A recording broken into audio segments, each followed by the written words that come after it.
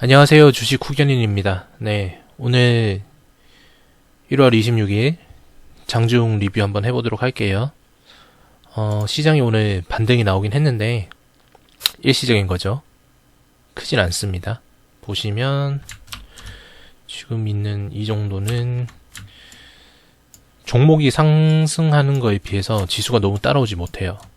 그리고 여전히 외인들은 선물은 약간 사고 있지만 주체가 개인이랑 그 다음에 금융투자죠. 그죠?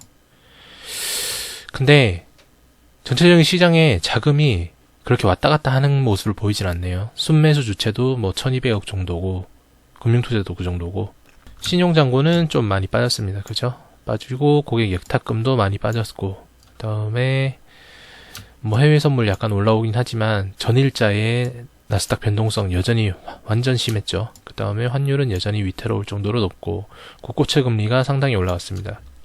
국고채 금리에 대해서는 제가 하락장에 대해서 이야기를 할 때 국채에 대해서 설명할 거니까요. 어차피 그때 같이 보시면 될 것 같고요. 유가는 또 여전히 높은 편으로 상승을 했네요. 유가가 높게 올라간다면 물건의 원가가 상승하니까 소비자들이 구매하는 물건 값이 올라가겠죠. 그러면 실질적인 소비가 줄어들 겁니다.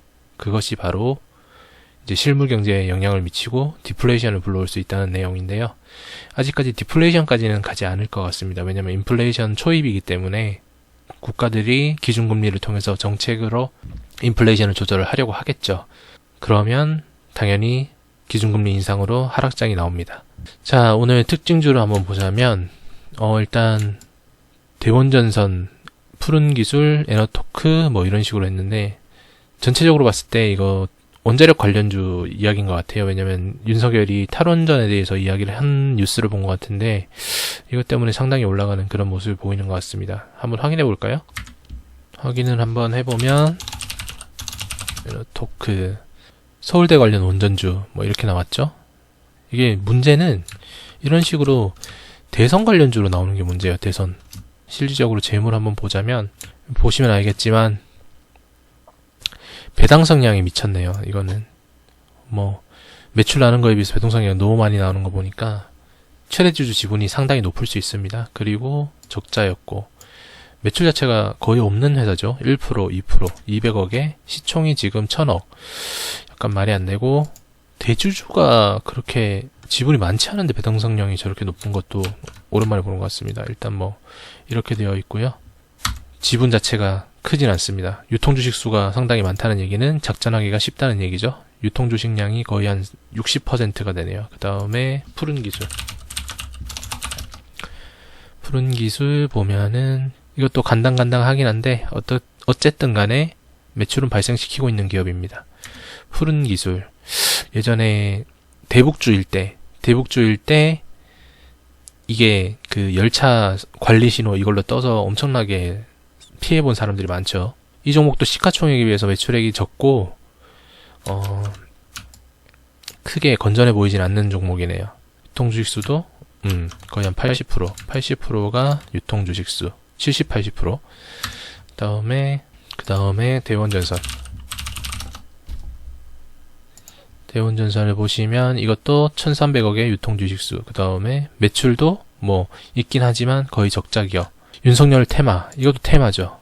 테마로 크게 올랐는데 전문에 200만 주 팔았다 이렇게 되는 건데 이거는 뭐 전무가 가격대를 알고 있는 거죠. 차트 한번 볼게요. 차트를 한번 보면 푸른기술부터 일단 볼까요? 푸른기술이 일단 제가 아까 말씀드렸죠. 대북주에서 엄청 해먹었었다고.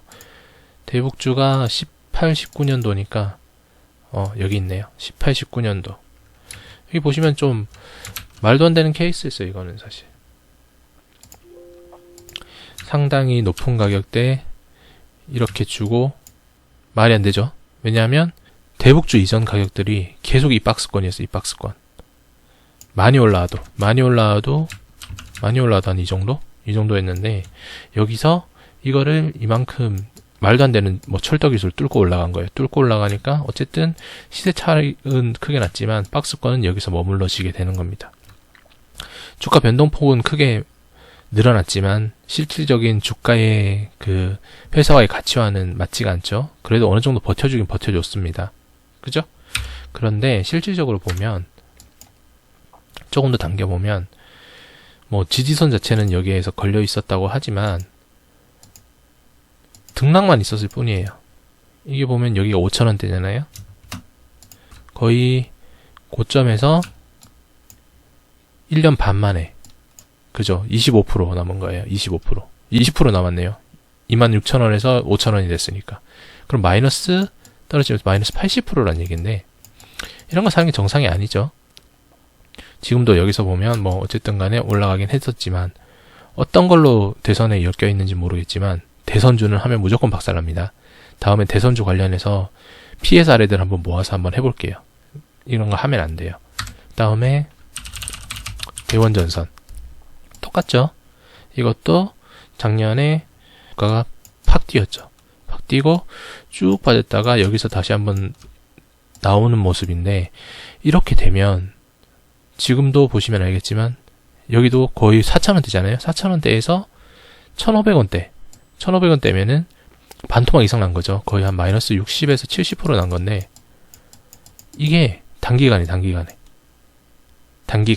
6개월, 반년 이 정도인데, 과연 이 5월, 6월 달에 이걸 알고 이까지 차익을 먹은 사람이 몇 프로나 되겠어요? 그러니까 여기만 인지하시면 안 돼요. 이쪽만. 여기만 인지하시면 안 되고, 이걸 봐야 돼요. 대부분의 0.1%를 빼고는 대부분이 여기서 99.9%가 손실 납니다. 9%가 손실. 그죠? 자, 하나 더. 푸른기술, 대원전선, 그 다음에 에너토크. 뭐 이거 똑같아요. 뭐 이런 건 사실 볼 필요 없는데 경각심을 일으키기 위해서 한번 보는 겁니다. 여기도 뭐 똑같아요. 보시면은 아까 말씀드린 대로 여기 아무런 이슈 없이 그냥 주가랑 회사의 가치랑 비슷하게 가다가 테마 한번 타니까, 윤석열 테마 한번 타니까 이까지 그냥 쑥 올라간 거예요. 쑥, 동문, 테마 3, 4월달. 이거 먹는 사람은 제가 아까 말씀드렸지만 0.1%, 아무것도 모르는 사람들. 그리고 쭉 떨어졌죠. 여기서 한 7,000원대. 2만원에서 7,000원. 그러면 거의 또 마이너스 60%죠. 마이너스 60%에다가 반등 또 나왔다가 또 여기서 빠졌다가 걸리고. 이 등락을 참는 것 자체가 말이 안 되는 거예요. 사실 너무 힘든 거예요. 너무 힘든 거니까 이런 종목들은 하지 않으시는 게 좋아요. 보시면은 계속 거래량만 터뜨리면서 올렸다가 거래량 없이 뺐다가 올렸다가 뺐다가 이것만 연속을 하고 있잖아요. 이런 대선주를 사라고 얘기하는 사람이나 권하는 사람이나 똑같은 사람입니다. 우리는 투자를 해야 되는 사람이에요. 이건희나 이재용이 단타 치는 거 보셨어요? 말이 안 되죠. 이건희나 이재용은 단타 안 쳐요. 대선주 안 들어갑니다. 걔들은 삼성전자만 가지고 삼성전자 기업의 가치를 계속 늘리는 거예요. 그렇게 해서 자산을 불리는 거지, 이런 단타치기 해가지고는 아무것도 안 되는 겁니다. 종목을 사고 싶다고 하시면 이런 쓸데없는 것들 사지 마시고요. 차라리 오늘 상승있는 종목 중에 이 종목이 좋네요. 제가 저번에 한번 말씀을 드리긴 했는데, 상상인 이 종목이 좋습니다. 이 종목 제가 그때 설명을 드리면서 조국 관련주로 터졌다고 얘기했었죠. 조국 관련주로 은행업임에도 불구하고 엄청나게 밀렸어요. 실질적으로 얘들도 우회상장이거든요. 우회상장이라서 정보통신업 회사인가 뭐 그랬을 거예요. 거기를 인수를 해서 우회상장을 한 다음에 아래에다가 저축은행을 줬어요. 저축은행.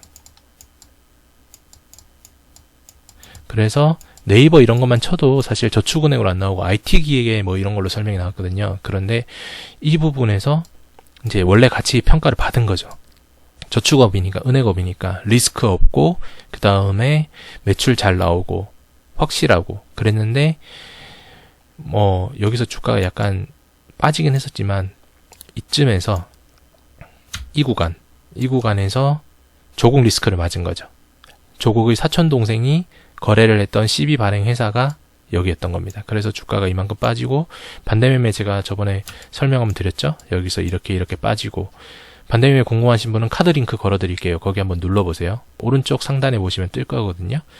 거기 한번 눌러서 확인해 보시고, 그다음 뭐 줄여서 보면은 회사는 아무런 문제가 없죠. 뭐 매출액이 조금 줄긴 했었지만 구간대도 지금 밟고 있고, 무엇보다 가장 중요한 것은 이것도 정치 테마로 들어가긴 했어요. 왜냐면은 조국의 반대편이 윤석열 아닙니까? 윤석열 얼마 전에 김건희가 나와서 얘기를 했죠.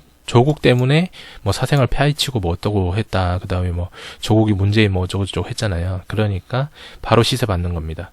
정권 교체의 가능성이 보이니까 바로 이제 여기 박스권 뚫으려고 하는 거죠. 바로 뚫으면서 돌파. 재밌지 않아요? 이런 게 바로 테마주를 사더라도 문제가 되지 않는 테마주입니다. 왜냐하면 아래 걸쳐놓고 당연히 원래의 가치는 이쯤인데 뚫고 올라가려고 하잖아요. 그럼 여기 차익이 상당히 크겠죠. 나쁘지 않아요. 이거 정치적인 이슈만 끝난다고 하면은 문제 하나도 없습니다. 대표의 뭐 그런 오너리스크 약간 존재해도 지금 이 2년 정도의 시간이면 충분해요. 제가 오너리스크 존재하면 적어도 1, 2년은 간다고 말씀을 드렸잖아요. 괜찮습니다. 그리고 보시면은 재무 한번 볼게요. 재무를 보시면은 재무 아까 봤던 그런 대선주들하고는 차이가 크죠. 왜냐하면 은행업이기도 하니까 분명히 매출은 계속 날 거고요. 예전에는 영업이익률이 이렇게 높았어요. 30% 정도. 그런데 최근에는 뭐 조금 떨어지긴 했습니다. 코스닥 기업에 대해서 시비 발행을 한 것을 여기 은행에서 사지 말라 그랬어요. 전환사채 부분에 대해서. 그래서 뭐 매출액이 상대적으로 좀 준 것도 있고요. 그다음에 뭐 BPS는 여기 보시면 알겠지만 현재 지금 바로 파산한다 하더라도 12,000원. 그러니까 지금 주가보다는 훨씬 낫죠. 그 다음에 배당금은 원래 주고 있었는데 20년부터는 안 줬나 봐요. 그래서 다시 정권 교체가 된다고 하면은 대선주를 기왕 살 거면은 여기가 훨씬 낫죠. 여기는 무너질 일은 없으니까요. 그리고 계열사들도 많습니다. 상상이만 쳐보면 돼요. 이렇게 쳐보면 뭐 인더스터리 뭐 증권 이렇게 나오잖아요. 이 회사들이 다 나쁘지 않은 회사들이에요. 그러니까 차라리 이쪽으로 하시는 게 좋습니다. 꾸준히 담아보시는 게 좋습니다. 그러면은 분명히 한 적어도 12,000원대 이상에서는 매도하실 수 있을 거예요. 시간은 뭐 조금 걸리겠지만 지금 하락장에서는 무엇이든지 다 빠질 거 아니에요. 그런데 또 여기는 기준금리 인상 시에 저축은행 이슈가 있기 때문에 은행업이잖아요. 그러니까 오히려 더 좋을 수 있어요. 아시겠죠? 대선주보다는 이런 걸 종목을 매수하시는 걸로 하시고요. 오늘 시장의 특징주는 여기까지 하겠습니다. 대선주 절대 하지 마세요. 대선주 2탄에서는 제가 더 심각한 사례들로 한번 가져오도록 하겠습니다. 감사합니다. 구독, 좋아요 눌러주세요.